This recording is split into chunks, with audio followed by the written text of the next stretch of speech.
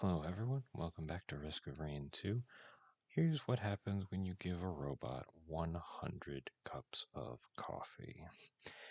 Now, one might ask, why didn't I record the collection of 100 cups of coffee?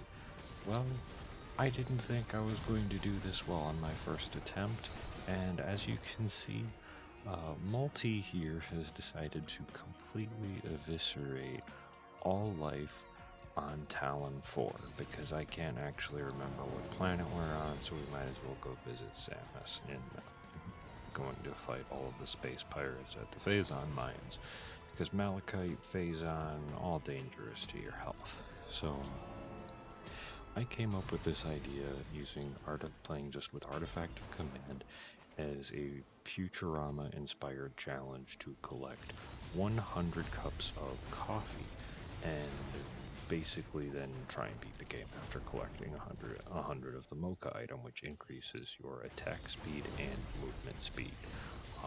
For those unfamiliar with the show Futurama, um, if you're an adult, I highly recommend it. I think it's a very funny show. Go watch the episode where Fry drinks 100 cups of coffee.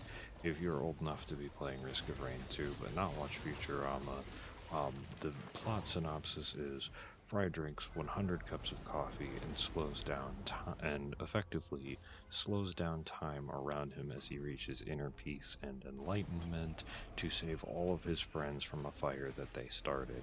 It is quite hilarious and also relaxing. Now, how does one make a build with 100 cups of coffee?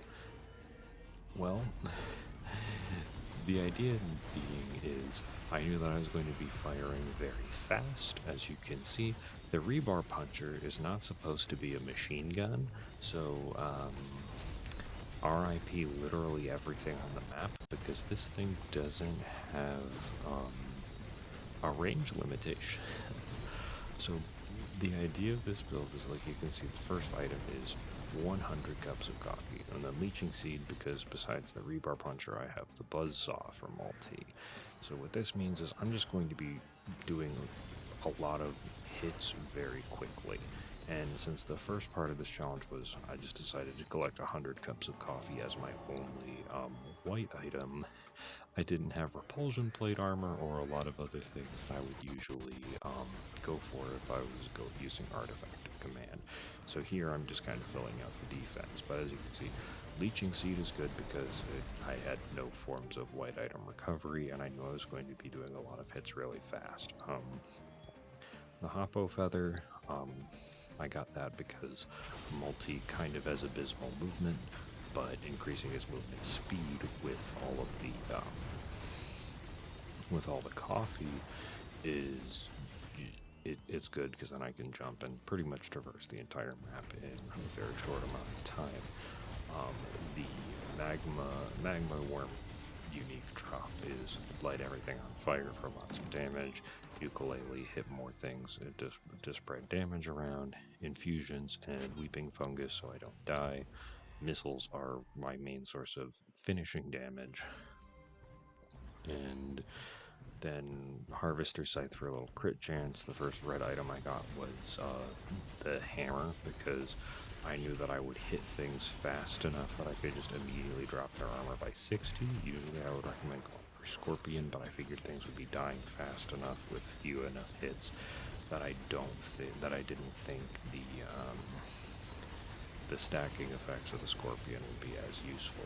And as you can see, just enjoy the carnage as I'm explaining how you set up a 100 coffee build. Okay, and then for the equipment, oh yeah, so Jade Elephant and Foreign Fruit, recovery and armor. So basically, Jade Elephant goes with the Buzzsaw, so I can have 500, up to 500 points of damage reduction for every hit that hits me while it's active for like 5 seconds, but I have 4 stacks of it, so I can just spam it. And so that's basically so I can use Mul-T's Buzzsaw while standing in the face of a boss and not actually really even dying or worrying about anything. And foreign fruit is just HP recovery. And then some of the bans in Deathmark just to get damage stacking. Mired Urn is a status ailment. Titanic Neural was mostly just like to have some more passive HP recovery, just because I knew for a little while that it was rough.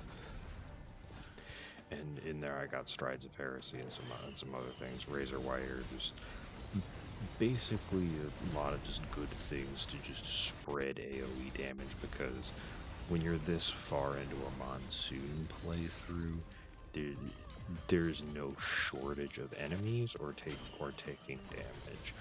Fireworks I got mostly just because I know I'm going to keep opening everything up, and it will protect me while I'm collecting the item, like here. And then Saver Spaces is good because it helps you prevent getting one shot. And the workhorse here being Pocket ICBM.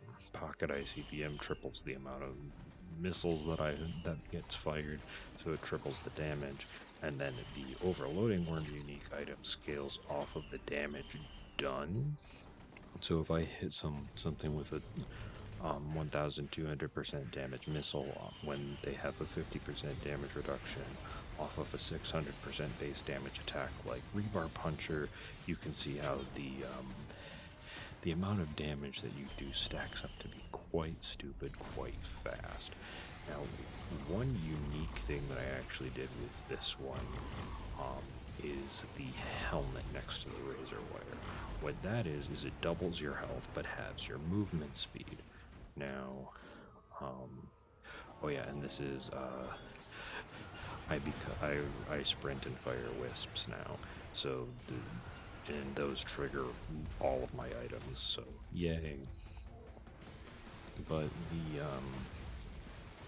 normally, if you grab the helmet item, I would say it's absolutely terrible, because you like traversing the map at dumb high speed is kind of what like makes Risk of Rain fun. So if you take that and it halves your movement speed without like 100 cups of coffee, vastly increasing your movement speed,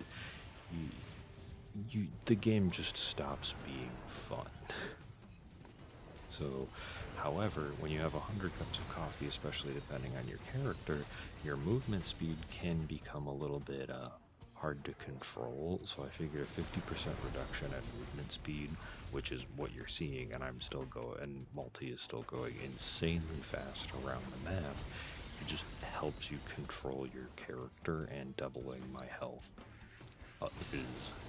is good in that sense. Corpse Bloom has actually been one of my favorites, because if you stack up enough healing, it actually just like heals. It remembers the healing for a long enough amount of time that you can take damage and it can heal you even if you're not you actively healing at that point. So it is more of a late game item, and it's a little bit, I don't know how niche it is versus how versatile it is, but I've really been liking Corpse Bloom on a lot of things. Now here, I am just going, oh no, I'm activating the optional boss because I'm literally just blowing everything up on the entire map. But yeah, that's what happens when you have this many items in this loadout. Oh yeah, and I forgot, 57 Leaf Clover is amazing just because it makes it almost twice as likely to proc missiles. And there is the Buzzsaw. Yeah, so if you have fast enough attack speed, the Buzzsaw actually can pull you into flying enemies. Like, if you use Power Frame, it can actually pull you through if you have enough attack speed, just because of how the collision works. But if you have enough attack speed, even with one Buzzsaw, you can actually stick yourself to a flying enemy like the Alloy Warship, and in that sense, annihilate them quite quickly. this is why Jade Elephant is useful, because although Lemurian plus Scavenger is normally death, Scavengers are pretty much some of the toughest enemies. Sometimes they collect items, so they can get scaling off of those items, but then also they just have a pretty decent rate of fire, and they just do a ton of damage. And Elder Lemurians, their fire breath is just continuous high damage, and that's why I'm grabbing a bunch of repulsion plates to just very consistently reduce that overall damage. And I got sticky bombs, I think, just for fun. Did I get sticky bombs? Yeah. Because if you have 57 leaf clover and you just put sticky bombs on things, it's fun. So I'm probably going to explain it multiple times, but how the math of what 57 leaf clover does is if you have a 10% chance of applying a status effect, if it fails to apply, you get a second chance at applying it. So you have effectively two 10% chances. So the true effect of it happening would be the multiplicative probability of two 90% chances of it not happening to the enemy, which is actually an 81% chance of it not happening, and which means you have a 19% chance of accomplishing a 10% status effect. And that's what makes it very powerful with the portable missile launcher, because effectively every fifth hit, I'm launching 3 missiles. And I say hit because the rebar puncher beams pierce through enemies, meaning that if I shoot into a crowd, it is very likely that at least some missiles spawn. The same with fireballs and pretty much all of the other random effect things that I do. So instead of using the machine gun to proc all of these effects with low damage, I am machine gunning rebar through massive amounts of enemies in order to just proc it more times, because why have a chance stop with one bullet hitting one enemy when you can launch your bullet through the enemy? Yeah, and that's pretty much the build. The scariest thing here is at least at this point, is the Malachite enemies, because they prevent healing, which means that you basically just have to not take damage for a little while. The Lego brick in my inventory it turns some items into lunar items. I had mistakenly thought that was the helmet doubling my health, so I had the opportunity to grab some more lunar items, such as Strides of Heresy and Corpse Bloom.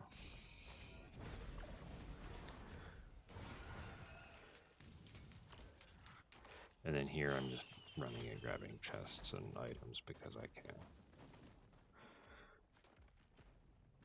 Yeah, and there's not really much rhyme or reason to, like, the build is pretty much finished at this point, so I'm just grabbing more random stuff to start stacking more random effects on hit, because the more random effects you have, the better, because random effects each I think independently have a chance of proccing the Thunderbolt from the Overloading Worm unique item, and then again that stacks with crazy amounts of multiplicativeness of adding everything up to just do dumb amounts of damage. So you see that void bubble filled with tons of horrific enemies. I am machine gun sniping it from across the map, as well as obliterating that Mending Grandparent, which is a elite boss level enemy. So granted, most builds that probably survive up to stage 15 on Monsoon can probably do this, but I just want to point out how silly this is with how fast Rebar Puncher is firing. Like, it's clearly intended, because you can do this in the game, but I don't know if the developers thought Mul-T would be taken to this extreme. And here I'm mostly just clearing out the void things. Well, I'm gonna go try and fight Mithrax, and also grab scavengers, because scavengers give you like 8 items all in one spot, and you don't have to hunt for it. And you don't always recognize when where the teleporter is, and if the teleporter's in the void, the boss can transform into a void boss, etc., etc., etc. Now, just because I have more than 7,000 health at this point with crazy amounts of barriers that can increase, normally I would say void enemies are pretty terrifying due to the collapse status effect, but I just have so much health, and with Dio's best friend, like, I am not worried about that at this point. And I think here I'm also trying to scrounge around for an equipment barrel, because I'll bring it up, because it got patched, but in older iterations of the game, there's a cheese for last stage Mithrix, where you can, if you have the equipment portable missile launcher, because I think I said it wrong for the green item missile launcher, with fuel cells you can like save 5 uses of the equipment, and then you can just spam equipment missiles at Mithrix because he doesn't take your equipment item. So I think what I'm trying to do here is look for equipment barrels so I can swap out for him for disposable missile launcher, so I can go with that cheese. However, well, it got patched, and well, forecasting aside, last stage Mithrix, like, when you're 103 minutes into a run of where you have absolutely dumb movement speed, when you get all your items taken away, it feels like you're effectively trudging through sludge. And I'll point it out when I get there in the recounting of this, but I also think that there was a slight glitch in causing me to move even slower than I had originally thought. But yeah, so pretty much with a combination of, well, everything, there are very few things that I am worried about killing me in this.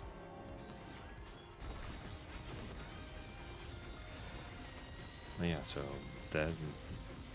that's the build, and I guess a lot of long haul explanation on what can be good and useful, because the early game Risk of Rain 2 and what you're seeing now is very different, and like you always want to be the ATG missile Mark 1 is probably what I called disposable missile launcher or pocket missile launcher a few times.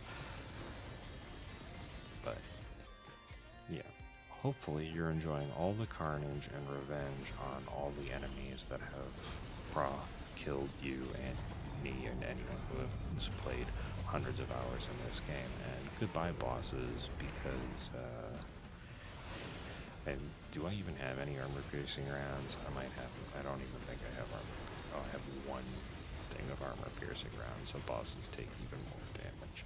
And yeah, so pretty much everything is just being instantly melted. And just watching this back, it's very relaxing just to see all these enemies that would be considered horribly dangerous in their own right go down very easily, because I have turned effectively like a long-range bolt-action rifle type thing into a machine gun, and we are rolling around at Mach 1 on our tiny tires. So the last thing to do is charge up the teleporter and head on to Mithrix. And if I was also thinking I could probably have gone after Voidling, because Voidling doesn't take your items, and that might have been slightly easier. Because at some point, like, is Voidling the secret final boss? Yes. Is Voidling more dangerous than Mithrix in terms of damage output? Yes, but you have to deal with Phase 4 Mithrix when, like, yeah. And that is why I like having just a few. Why I like having a few of the fireworks, because the fireworks are, again, it's just cover for when you're opening things at this point. Are they very good? No, but they fulfill a niche of putting bullets on screen when you are not shooting any. And now, welcome to the last stage, where we get to show off how well all of our movement speed is helping. So this is the nice long hallway that takes absolutely forever and a half if you don't have good movement speed into this intimidating arena, where I'm mad that they don't have Shrines of Blood, because those ones just go charge Pillars of Blood, because they just charge really fast. Now, here, there is one type of enemy that causes that guy, who causes blue fire to appear on the ground after they die, and that does very high amounts of damage, and this far into the scaling it can probably kill you quite easily. So recognizing that despite having amazing movement and mobility, having to stand in a tiny pillar charging area, I don't want to have to worry about potentially standing in that or getting knocked into that, and realizing that, because despite having 9,000 plus health at this point, that could still theoretically cause a game over. And the nice thing about the wisps is that they can go through walls. Yeah, there are some items that just like razor wire and all sorts of things, where it's just like, we'll just ignore walls as long as the seeking radius is big enough, which is very, very convenient.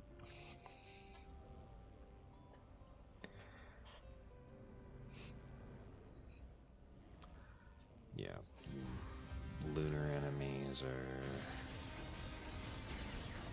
well, they can be very, very scary. And then, yeah, you can see me here just leaping through the air and being really mad that there's nothing here, because sometimes there's up to 3 pillars that you can charge really, really quickly. And of course, no enemies left alive, because Mul-T isn't here to clean up New York City like Wally is. He's here to flatten New York City, and well, let's say put a coffee shop on top of it with all of his 100 cups of coffee. So if you enjoy getting this amount of revenge on enemies, I highly encourage you to throw on Artifact of Command and try and collect 100 cups of coffee. I might try and do this with some different items, but fire rate and movement speed are just things you want in general, so I think this is probably the easiest version of this challenge. And granted, I did a lot of pre-planning and figuring out what items that I probably wanted, and I've put a ton of time into playing Mul-T, so I know. But if you're pretty familiar with the game, on whatever difficulty you typically play at, this is probably a very easy challenge to attempt. But please, if you find it entertaining, do try and collect 100 cups of coffee, because it is absolutely hilarious obliterating the enemies like this.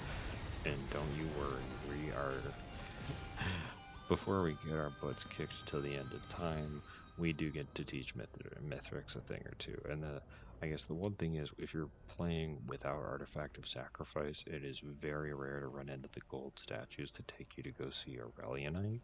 And if you are able to find Aurelionite, he helps you out in a phase 4 of Mithrix, so you don't have to immediately die to all of your own items.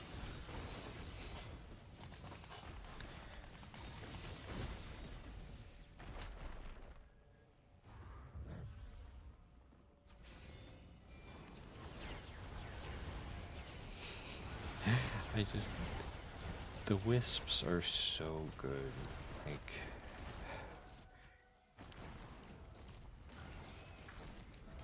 I think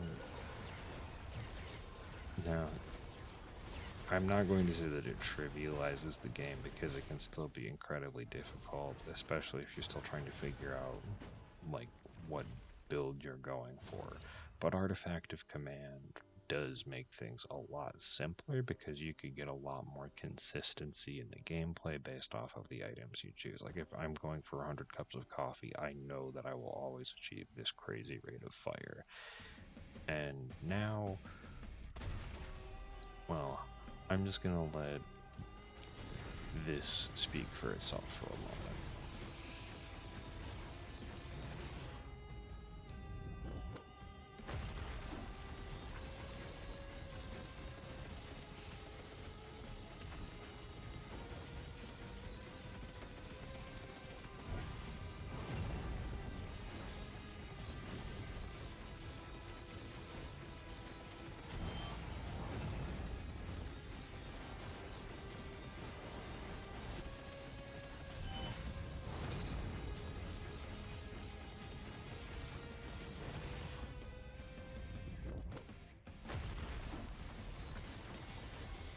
And that's phase one.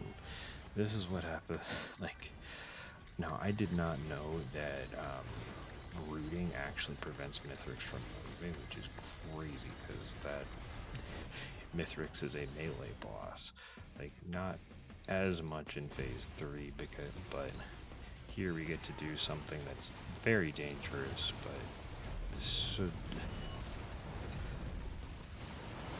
we buzzsaw Mithrix.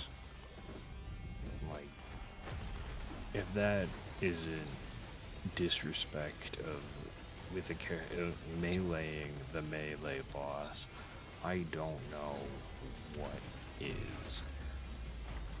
Now I'm pretty sure that blue fire column is a glitch where if I step into that I would immediately die. But I actually wonder because I had Dio's best friend if that would be a good thing at this point. So here I attempt to use cover, but I think that so the glitch that I think, which is I'm pretty sure is actually apparent at this point because of how slowly I'm moving in strides of heresy, and even just like this, because Mul-T doesn't move this slowly, is that the item that doubles, the lunar item that doubles my health, I'm pretty sure that it kept my movement speed halved, and I just died horribly. But hey, hopefully you enjoyed that challenge, and it doesn't even show what items that I had there left at the end. But hopefully you enjoyed that challenge and all of those shenanigans.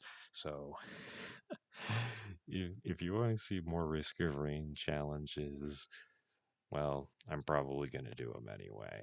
So thank you all for watching. I hope you had a great time. Good luck with your own silly Risk of Rain challenges, and we will catch you in the next one as we probably continually ever march closer to the Demon King's front door in Fire Emblem Sacred Stones. Thank you all so much. Have a great day.